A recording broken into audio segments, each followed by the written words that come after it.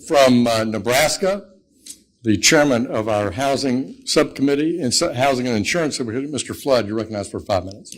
Thank you, Mr. Chairman. It's funny, I feel like I'm having deja vu. The arguments we're hearing today from my colleagues across the aisle sound exactly like the same ones they raised when we had the first portion of this hearing on Wednesday.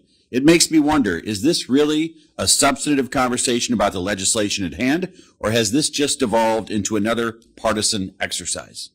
I mentioned this on Wednesday, but I think it bears repeating in this context. While I know that some of our friends on the other side of the aisle like to talk about President Trump, it's important to remember that any current activity in digital assets is taking place under the regime set forth by the previous administration and the previous SEC. If you don't like what's happening with meme coins, you should probably agree that we need legislation. If you are concerned with what happened with the collapse of FTX in 22, which I will add took place squarely during the time of the Biden administration and Chairman Gensler, then you should probably agree that we need legislation. This committee is acting to fill a void that was left by the inaction and the foolishness of the previous administration, particularly the previous SEC. What we saw over the last 4 years was a series of repeated and embarrassing failures by the commission. Rather than regulate, the SEC chose to litigate, and they kept losing over and over and over again. I mentioned the debt box case on Wednesday, a particularly embarrassing example where a judge actually said the SEC committed, quote, gross abuse of power, end quote, but that's not the only instance of the commission failing on its face during Gensler's time as chair. The D.C. Circuit unanimously ruled against the SEC in the Grayscale case, with the court vacating the SEC's denial of a Bitcoin ETF as capricious and unsupported by the facts. The judge in the Ripple case rejected the SEC's sweeping attempt to label all secondary market token sales as security transactions, a ruling that gutted the commission's entire legal theory and enforcement approach.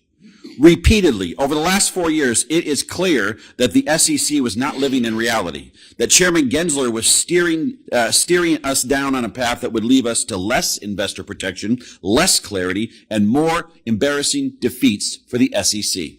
During that intervening time period, there was an opportunity for my Democratic friends across the aisle.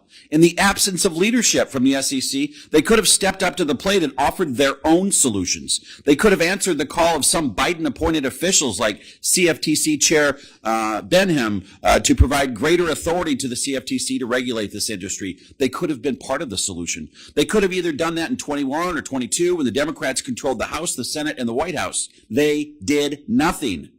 Instead, we're here today listening to tired political rhetoric and not much substance. I understand that some of my colleagues don't like elements of this bill. That's okay. We're here to work out differences and move forward. My fundamental question is this: what is your proposal?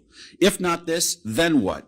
If someone wants to put out a proposal that protects investors while making a serious attempt to meaningfully regulate the industry, I'll take a look at it. I'm sure I wouldn't be the only one either. But if we've learned anything over the last 4 years, it's that the status quo is absolutely unacceptable. It doesn't work for investors. It doesn't work for the industry.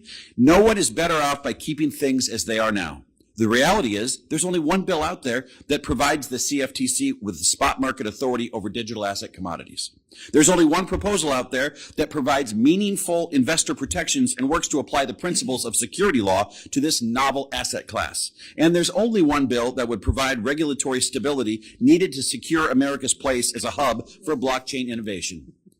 Instead of politics, let's roll up our sleeves and do the hard work of legislating. If you don't like the bill as it is now, engage with the chairman. Engage with the subcommittee chairman style.